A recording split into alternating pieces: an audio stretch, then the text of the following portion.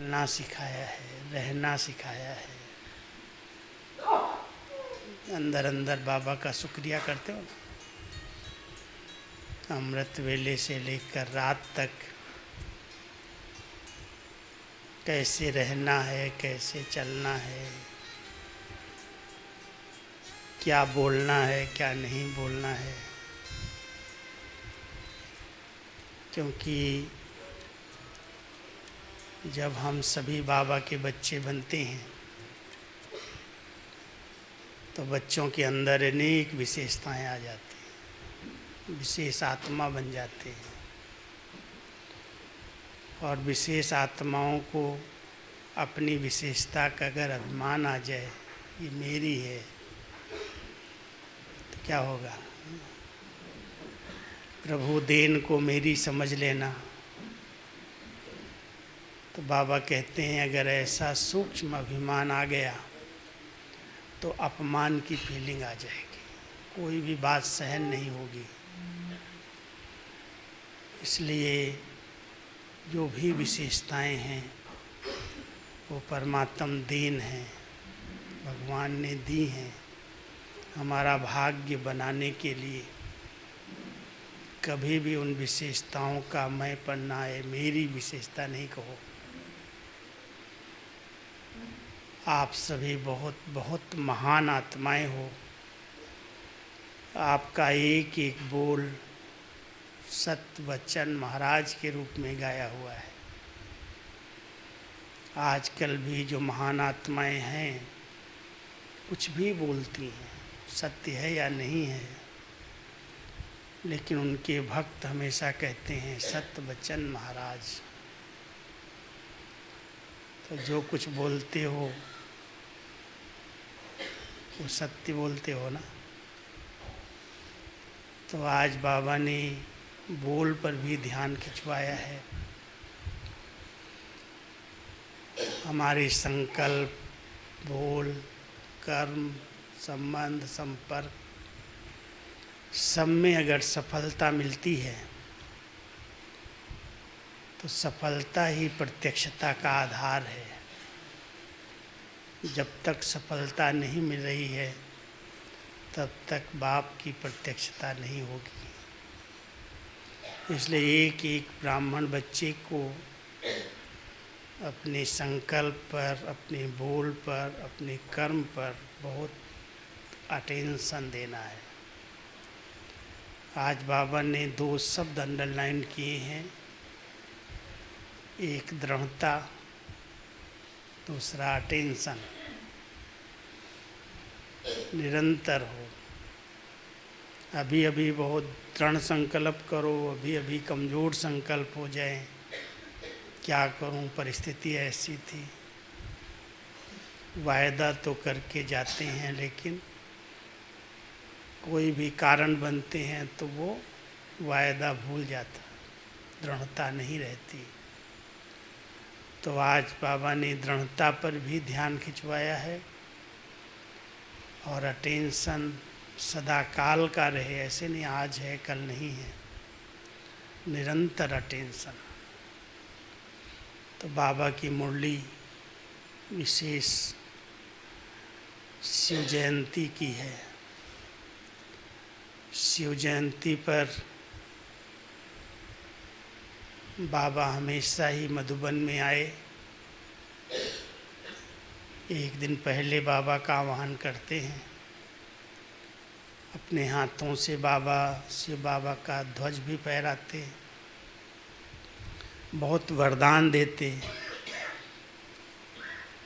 और कहते बच्चे ये शिव जयंती ही बच्चों की भी जयंती है। दोनों का जन्म एक साथ होता है, बाप और बच्चों का जन्म साथ साथ हो जाता है। इसलिए बहुत बार बाबा ने मुबारक मुबारक मुबारक दी है। तो आप सबको अलौकिक जन्मदिन की मुबारक है। आज वैसे विजयदशमी का भोग लगाया गया ना, विजयदशमी है ना, कल भी मनाई आज भी है।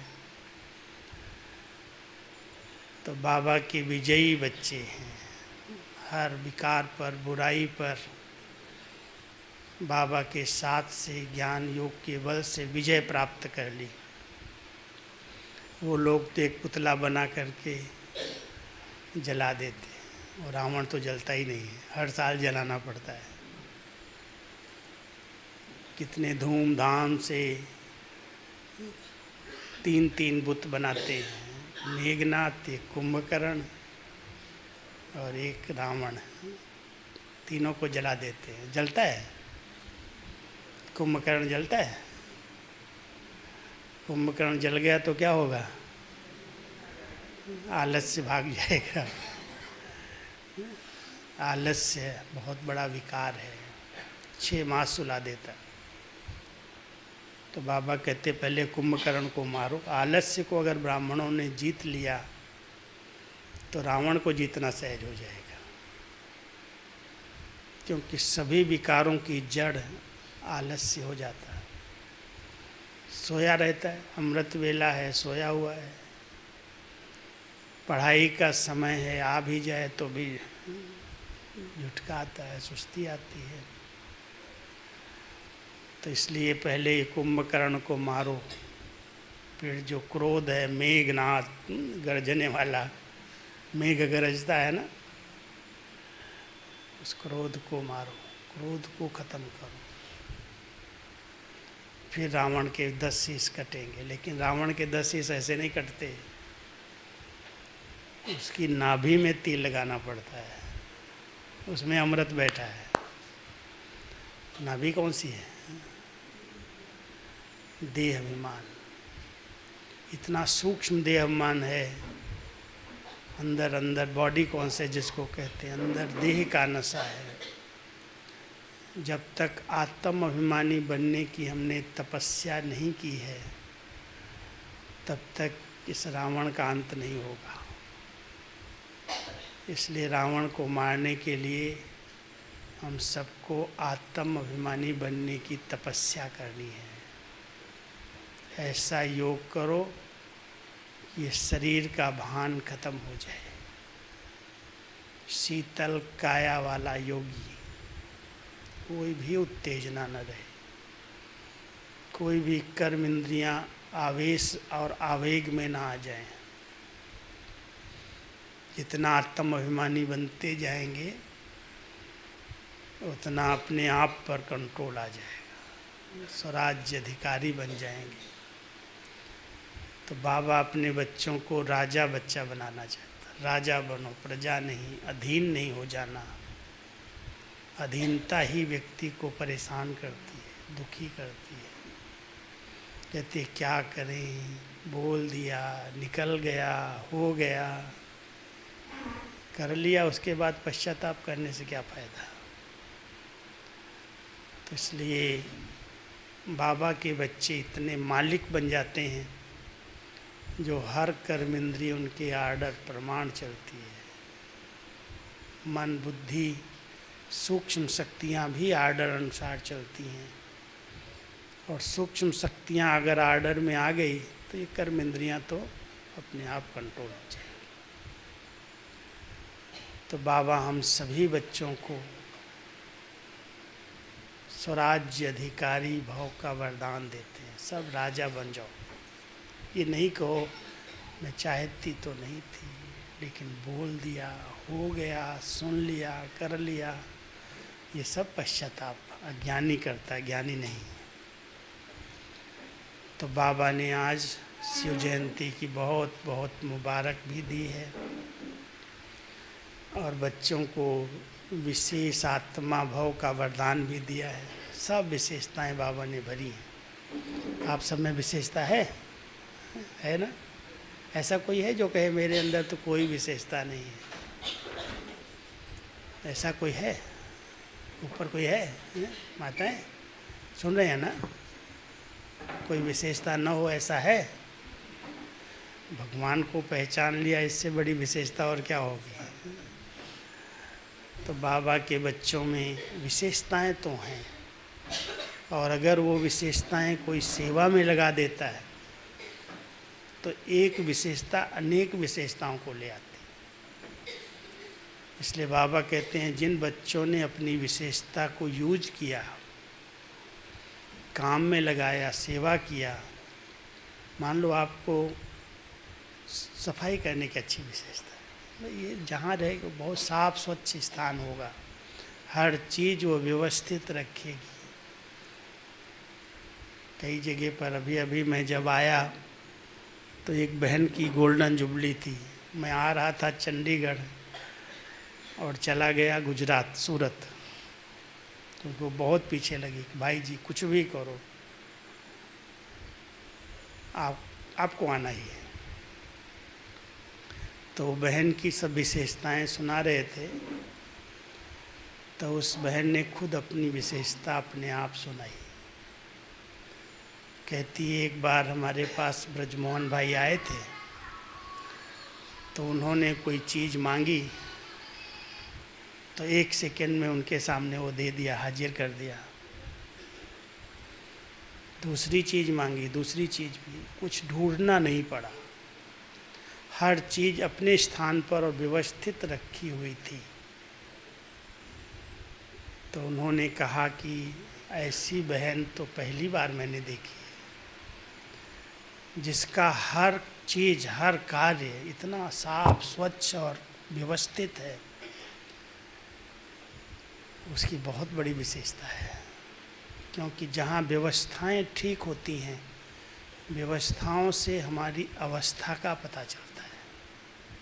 अवस्था अच्छी है तो व्यवस्था अपने आप ठीक हो जाती है, लेकिन अवस्था ही नीचे ऊपर है, मन बुद्धि एकाग्र नहीं है,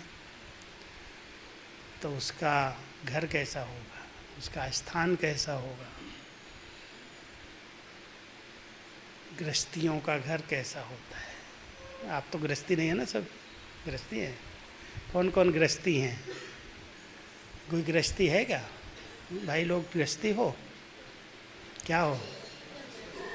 सब ट्रस्टी हो गए, गृहस्थी नहीं है।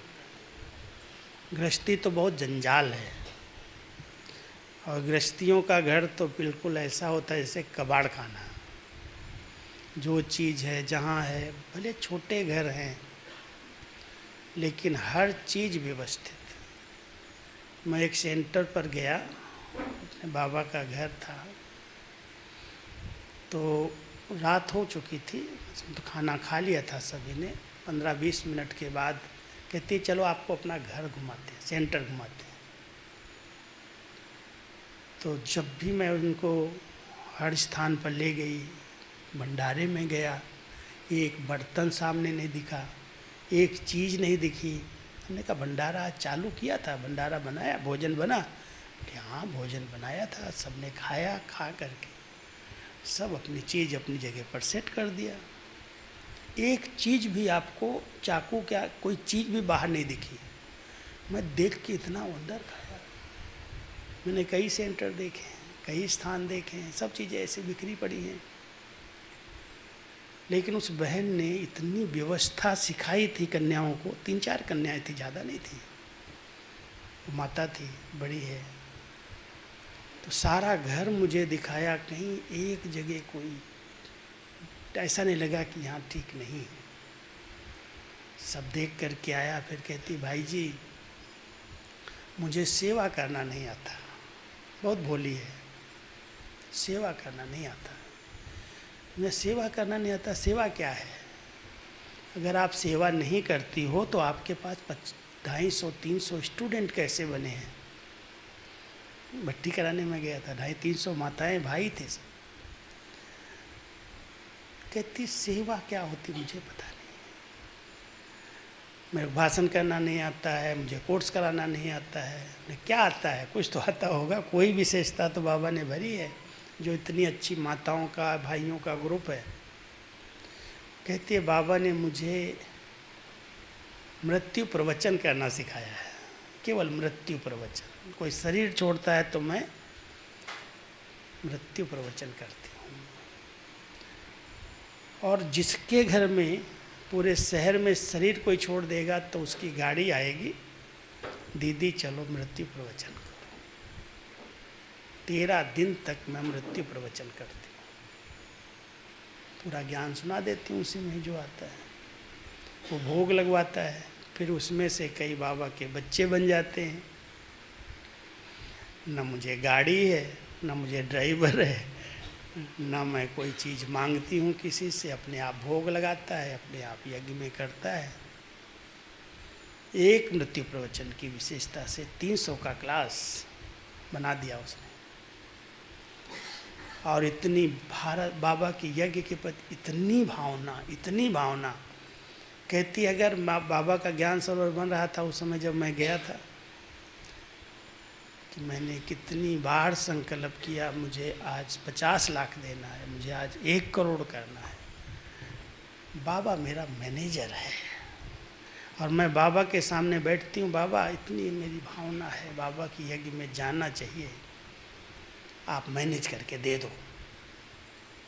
सब बच्चा बनाते हैं, बाप बनाते, टीचर बनाते, हमने तो भगवान को मैनेजर बनाया है। क्या नशा था उसको।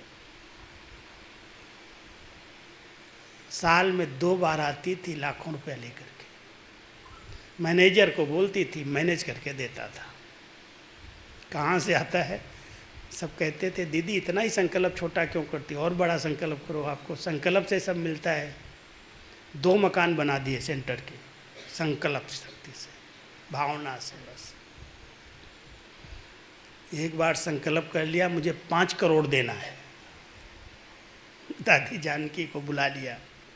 दादी जानकी 2-3 बार गई वहाँ, कहीं नहीं जाती, वहाँ गई। तो मुझे 5 करोड़ देना है दादी को, कैसे देंगी, कहाँ से लाएंगी, बड़ी बोली, ऐसे सुनाएगी सच्ची सच्ची। कहती है मेरे लौकिक में ज़मीन पड़ी थी और बंटवारा होने लगा तो परिवार वालों ने कहा कि उसका भी हिस्सा है, और अपने आप मैंने संकल्प किया मुझे 5 करोड़ देना है। पता नहीं कैसे उस हिस्से में मुझे ज़मीन जो थी जायदाद बिकी और मुझे 5 करोड़ मिले, मैं बाबा के घर में दे दिया। इतना भावना थी, इतना निश्चय।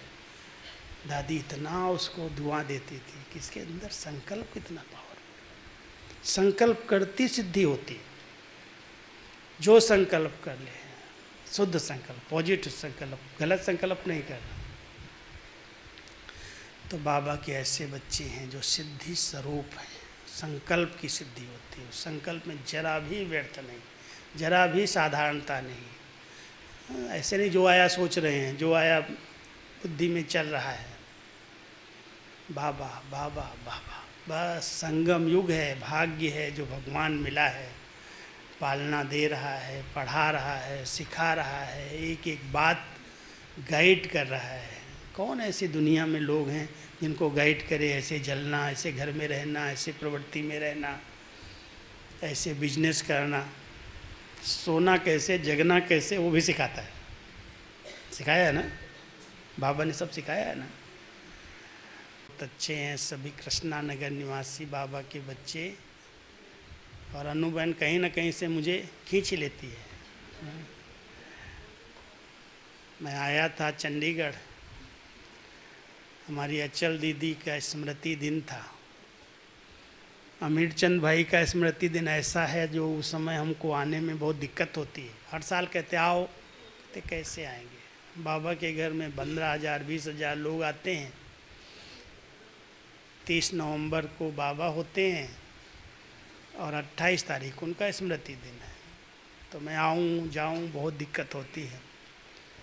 तो इस बार पिछले अप्रैल मई में हमारी एक मीटिंग थी सोलन में, तो सोलन के कारण चंडीगढ़ बीच में आया, तो जाना आना हुआ तो बहनें पीछे लग गई, भाई जी अमीर चंद के जन्मदिन उसमें स्मृति दिन पर तो आप नहीं आते हो, अचल दीदी के स्मृति दिन पर आ जाओ।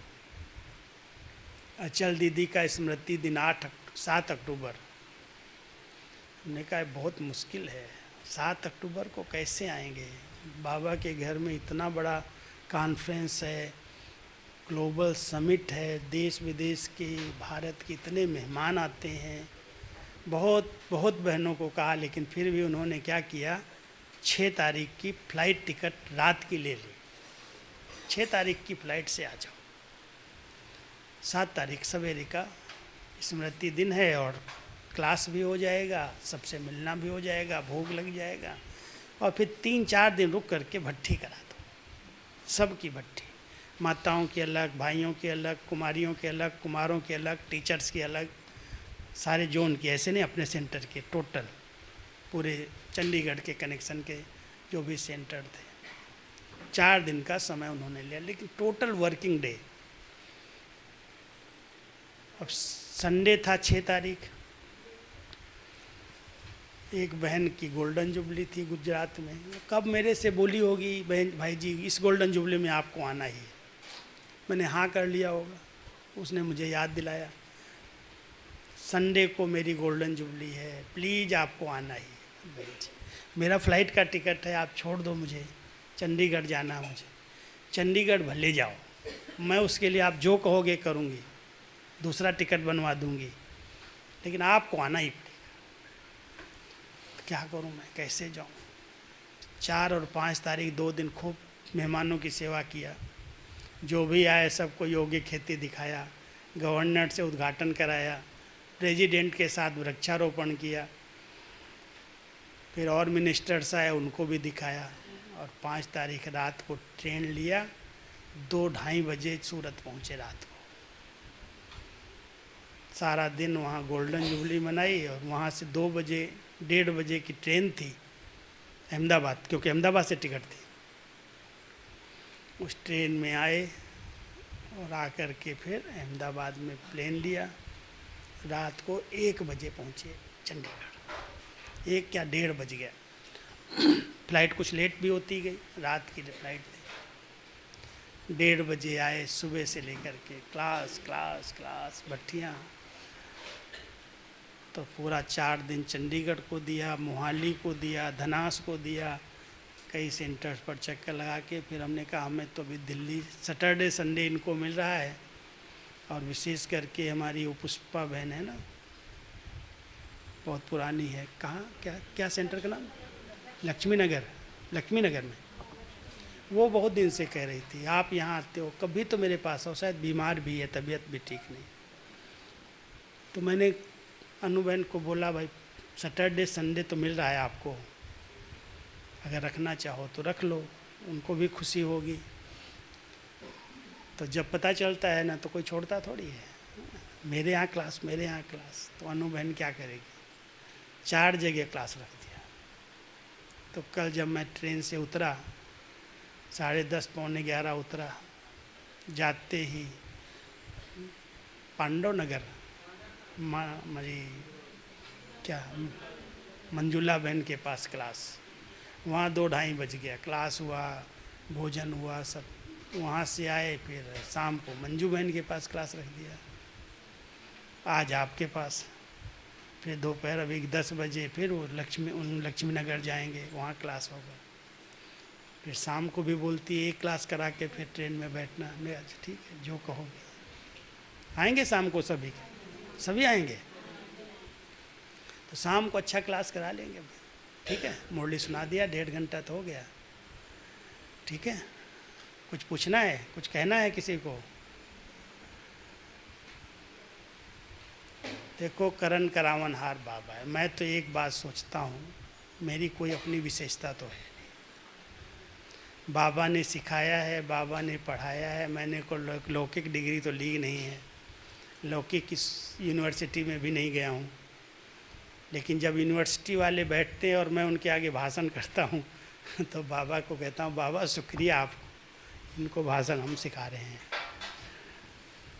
कराने वाला बाबा है, उसने इतना योग्य बनाया है, विशेषताएं भरी हैं, उसकी देन है। और ये तो मुझे कभी आता ही नहीं कि मैं सब कर रहा हूँ, कभी नहीं आया। इतने वरदान, अव्यक्त इशारे, मुरली, सारा खजाना बाबा इन उंगलियों से लिखवाता है, मैं लिखता हूँ, लेकिन कभी कोई महिमा करता हूँ, कहते भाई मैं कुछ नहीं कर पाता हूँ। बाबा जो टच करता है, मैं बैठता बाबा की याद में। बुद्धि को कभी भी इधर उधर की बातों में आज तक बिजी नहीं किया। मैं बाबा के सामने एक बार गया था तो बाबा ने अचानक मुझे बोला, बच्चे तुम्हें तो दिव्य बुद्धि का वरदान मिला हुआ है। सोचते रहा, बहुत अच्छा है, ये तो सरस्वती माँ का वरदान है, और बाबा मुझे कह रहा है आपको वरदान मिल गया। मैं बस देख रहा था बाबा को, फट से बाबा ने उसको बताना शुरू कर दिया क्यों मिला। ये वरदान किनको मिलता है? जो अपनी बुद्धि केवल स्वोन्नति में ही लगाते हैं। चाहे अपनी स्वोन्नति, चाहे ब्राह्मण परिवार की उन्नति में तुमने बुद्धि को लगाया, इसलिए बुद्धि को वरदान मिल गया दिव्य बुद्धि का। अब ये बुद्धि जो चाहे कर लेगी, हो जाएगा, वरदान मिल गया। इसलिए कहीं भी जाता हूँ, कितनी भी सभा हो, एक जगह मैं गया महाराष्ट्र, यहाँ एमपी में 1-1.5 लाख की सभा थी, 1-1.5 लाख की, और उसमें दोनों छत्तीसगढ़ के और एमपी के चीफ मिनिस्टर थे, और हमारे ये जो है ना आर्ट ऑफ लिविंग वाले गुरुजी रविशंकर जी को सुनने के लिए, उनको देखने के लिए लोग शायद आए होंगे, मुझे पता नहीं था। 1-1.5 लाख की सभा, और जब मैं गया तो मुझे स्टेज पर बिठा दिया और पहला भाषण मुझे दे दिया। चीफ मिनिस्टर बैठे हैं, रविशंकर जी बैठे हैं, सब बैठे हैं। मैंने माइक पकड़ा दिया कि आप पहले इनको बोलो। बाबा को बोला, बाबा मैं इनके आगे क्या बोलूं, जो बुलाना है आप बोल दो। बाबा बोलेगा, माइक तो ये है, जो बोलना है बोलेगा। 10, 12, 15 मिनट जो बोलना था, बाबा का परिचय दे दिया सबको। तो ऐसे समय पर लगता है करावन हार करा रहा है, हम क्या कर रहे हैं? और कौन हमको ऐसे सभा में माइक देगा भाई? हमने क्या सीखा है? कौन सी पोस्ट है, कौन सी डिग्री है हमारे पास? तो बाबा कोई लौकिक डिग्री नहीं देखता, लौकिक पढ़ाई भी नहीं देखता, लेकिन बाबा ने जो अपने बच्चों में विशेषताएं भरी हैं, उन विशेषताओं के आधार से बाबा की सेवा होती। अर्पण कर दिया, जो विशेषताएं बाबा ने दी वो अर्पण है तेरी सेवा में। बाबा करा रहा है, बहुत अच्छे काम करा रहा है, वंडरफुल काम करा रहा है, लेकिन करने का अभिमान नहीं, कराने वाला करा रहा है। कोई सीट दे न दे, कोई माला दे न दे, अपने क्या करना मालाएं। मैं कहता भाई फूल दिया वही बहुत है, क्यों इनमें खर्चा करते हो? मैं कई जगह पर क्लास करा के आया, ये बेकार का खर्चा है। 1 मिनट के लिए आपने 50-100 रुपये का गुलदस्ता पकड़ा दिया, इतना बड़ा बना करके, दूसरे मिनट में बेकार। ऐसे दिया, ऐसे रख दिया, बस। इतनी बड़ी माला पहना दी ऊपर से नीचे तक, कितनी देर पहनता है व्यक्ति? गला भी दर्द होने लगे, कपड़े भी खराब हो जाएं। फालतू माला में क्यों खर्चा कर रहे हो? तो देवताओं को चढ़ाओ जाके, भाई मैं देवता नहीं हूँ, क्यों चढ़ाते हो ये सब? इसलिए इस प्रकार के खर्चे हमको ब्राह्मणों को नहीं करने चाहिए, ये शौक मौज नहीं चाहिए। ठीक है, कोई आया रिस्पेक्ट के लिए एक फूल पकड़ा दिया, ठीक है, लेकिन हम बाबा के अमूल्य रतन हैं। बाबा ने हम सबको विशेषताओं की माला पहनाई है। स्थूल में आज तक मुझे कोई भी कहीं पर भी ऐसा खर्चा होता है तो भले मैं स्टेज पर नहीं बोलूं, लेकिन बाद में जाकर टीचर्स को हाथ जोड़ता हूं, प्लीज़ ये खर्चा नहीं करो, सौगातों में इतना खर्चा नहीं करो। यहाँ की सौगात आपने मुझे इतनी सारी दे दिया अटैची भर भर करके, मैं ले नहीं जा रहा हूँ, आप लाएंगे, वहाँ से स्टॉक में जाएगी, कितने साल वो पड़ी रहेगी, किसके काम में आएगी, और हम क्या करेंगे सब? बाबा 2 कपड़े पहना रहा है, आराम से रखा है, इनमें क्यों व्यर्थ खर्चा करते हो? आपको जो करना है अमानत कर दो, जो बाबा के यज्ञ में कहीं ना कहीं सफल होगी। जहाँ ज़रूरत होगी वो कर देंगे। मकान बन रहे हैं, इतनी सारी सेवाएं चल रही हैं, हमारी इतनी खेती चल रही है, जिसको जो करना है कर लो। खेती किस लिए कर रहे हैं? हमको थोड़ी कोई कमाई करके बेचना है। गौशाला हमने क्यों बनाई? आज बाबा के घर में गऊ का प्योर दूध आता है। गऊ का रखना, हमने 60 गाय रखे, 60 गाय हैं और उनके बछड़े वगैरह हैं। उसका गौमूत्र पूरा खेत में आ रहा है, उसका गोबर पूरा खेत में आ रहा है, उसका दूध तो पांडव भवन में शांतिवन में आ रहा है। तो कोई भी चीज़ अगर है तो उसके पीछे बहुत कुछ रहस्य है, और उसमें अगर कोई लगाता है खुशी खुशी से। हमारे भाइयों ने कहा, भाई जी गौशाला में ना छत बहुत नीची है, आप कुछ करो, बनवा दो। भोपाल भाई चले गए, कोई नहीं मानता है। कितना खर्चा है? बोला 22-23 लाख का खर्चा बोलते हैं गौशाला बनाने में। मैं 22-23 लाख कहाँ लाऊंगा भाई? मैं किसको बोलूँगा? जब यज्ञ आपको छुट्टी दे तब बनाना। नहीं नहीं भाई जी, सब ने मना किया, गाय बहुत परेशान होती हैं, गर्मी बहुत लगती है, पानी टपकता है, बहुत पुराने टीन है। मैं अच्छा ऐसा है तुम बाबा के आगे एप्लीकेशन रख दे, मैं भी बाबा को आज बोलूँगा। बाबा के आगे एप्लीकेशन मैंने भी रखी। रात को ही कोई ने ऑफ़र कर दिया 10 लाख का। हमने कहा किस लिए? कहता आप जहाँ यूज करना चाहोगा।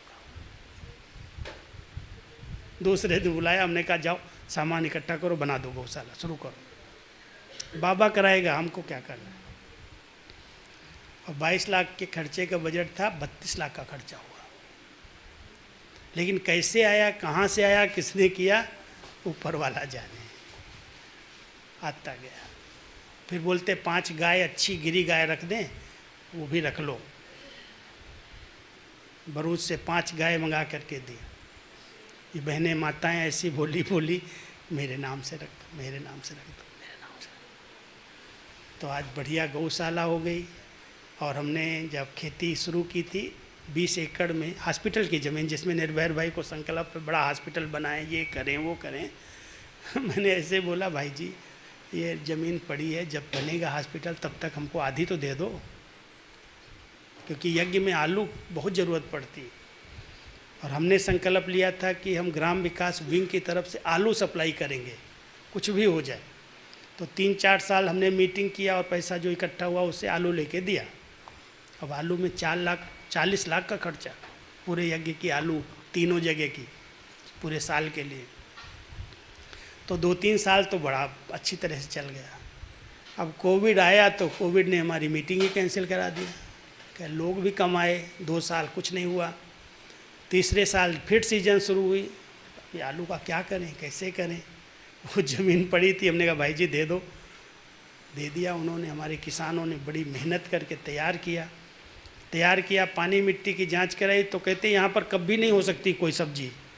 क्यों नहीं हो सकती? इसका पानी बड़ा टीडियस भारी है, खारा है, पानी पत्ते पर पड़ता है, पत्ता जल जाता है, कैसे आप खेती करेंगे? ना, योग क्या है, योग की बल है, योग की शक्ति का हम प्रयोग कराएंगे। शुरू करा दिया, योग शुरू कराया और उसको हरी खाद बुआ दिया, ढैंचा, पहले ढैंचा बोया गया, फिर उसके बाद गोबर की खाद डलवा दी खूब। पहले सीजन में ही हमको 17 एकड़ में 105 टन आलू मिली। हिम्मत आ गई, करो अच्छी तरह से तैयारी। अगली सीजन देखते हैं, अगली सीजन में दूसरे साल में 180 टन आलू आई और इतनी बढ़िया चमक थी उसकी, क्योंकि उसमें कोई खाद तो डाली नहीं, कोई केमिकल नहीं, कोई यूरिया नहीं, कोई दवाई नहीं। तो भाइयों ने, विदेशी लोगों को चिप्स चाहिए और इतनी बड़ी बड़ी निकली। एक एक आलू का वजन 1 किलो 30 ग्राम, 300 ग्राम। क्या निकली ऐसी आलू, चमकदार, सफ़ेद सफ़ेद। और हिम्मत दिलाई, अभी और करो। और अभी का लक्ष्य 300 टन आलू निकालनी है और उसके लिए खूब खाद वगैरह डाल रहे हैं, तैयारी कर रहे हैं। अभी मैं जाऊंगा, 20 अक्टूबर को बुआई करनी है।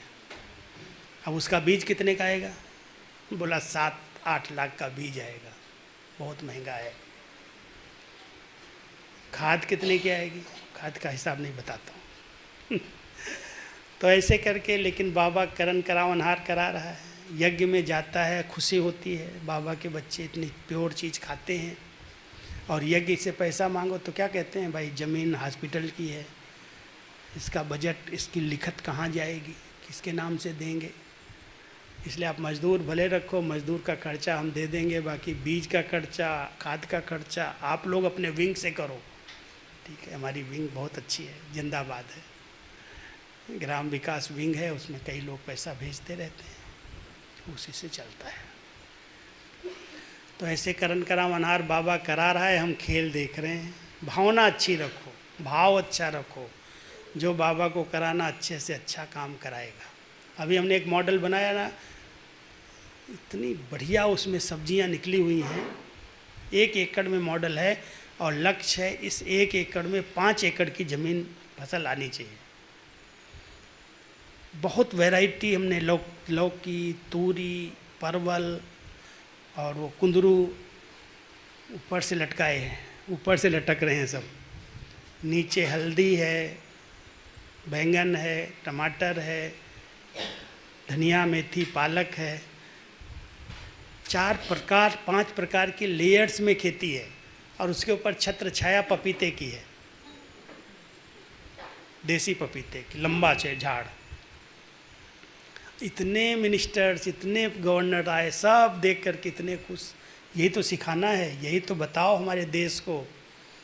कोई खाद का प्रयोग दूसरा नहीं है, सिर्फ गाय के गोबर और गौमूत्र की दवाई बना रहे हैं। और इतनी सुंदर खेती होती है। तो अभी किसानों को भेज रही सरकार पैसा दे करके, जाओ सीख करके आओ ब्रह्मा कुमारी में। हम हर मास 100 किसानों के 2 ग्रुप बुलाते हैं, कोई भी आए सीखो आकर के देखो। कम खर्च वाला नसीब, थोड़ी मेहनत है सर। किसान मेहनत अगर नहीं करेगा तो कुछ नहीं होगा। गोबर में हाथ डालना पड़ेगा, गौमूत्र उठाना पड़ेगा, इतना तो मेहनत करनी है। ऐसे नहीं यूरिया छोड़ दिया जा करके। सब बीमार पड़ रहे हैं बेचारे, सबको क्या हो रहा, कैंसर फैल रहा है, बीमारियां फैल रही, टेंशन फैल रहा है। तो हमने बाबा ने कराया है, सचमुच क्या कमाल करा रहा है, करावन हार करा रहा है। हम क्या करते हैं, हमने एक मचान बनाया। हमने कहा सब भाई बहनें जब समय मिलता है जाओ मचान पर बैठ के योगदान दो, और कुछ नहीं करो खेती का काम, लेकिन योग करो, शुभ वाइब्रेशन दो। 50-50 का ग्रुप भेजता हूँ। गुरुवार को तो कंपलसरी जाना ही है। उस खेती पर शनिवार को जाते हैं और इस तपोवन की खेती पर गुरुवार को जाते हैं। योग के प्रयोग से कोई भी कार्य असंभव भी संभव हो रहा है। इसलिए अपने संकल्प की शक्ति को पहचानो। बाबा ऐसे कुछ नहीं करता। बाबा कहता है हिम्मत बच्चे की तो मदद मेरी, ऐसे नहीं मदद करता है। और हिम्मत है केवल योग का सहारा चाहिए। एक बल एक भरोसा, एक नामी। एक नामी माना एक का नाम वाला हो, मेरा नहीं हो जाए, बाबा का नाम वाला हो। तो ऐसा कार्य बाबा करण करावन हार बन के करा रहा है। बहुत अच्छा चल रहा है। आप लोग जाना ना, जब जाओ मधुबन तो खेती जरूर देखने जाना, तपोवन की देख करके आना कैसे चल रहा है। सब देखेंगे तो आपको लगेगा ये हम अपनी छत पर भी कर सकते हैं, अपने घर में भी कर सकते हैं। अपने घर के लिए तो कम से कम कुछ कर सकते हैं ना, थोड़ा बहुत गमलों में भी कर सकते हैं। ठीक है, ओके, ओम शांति।